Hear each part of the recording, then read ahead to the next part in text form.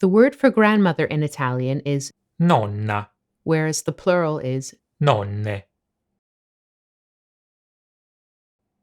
nonna. the word Nonnina is the diminutive form of nonna. It literally translates as little grandma and is often used in a humorous, loving way. My niece, for example, often uses it with my mother-in-law when she wants to adopt an affectionate tone with her. You can use the expression della nonna, when referring to things that are homemade or traditional, such as, for example, homemade natural remedies, rimedi della nonna, or homemade classic tiramisu. tiramisù della nonna. To create the word for great-grandmother, all you have to do is add the little word bis in front of nonna. Bisnonna, Finally, we have the expression, bello, bella di nonna. which means grandma's darling.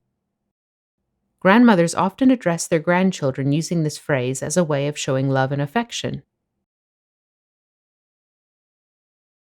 Stasera vado dalla nonna. This evening, I'm going to my grandma's house.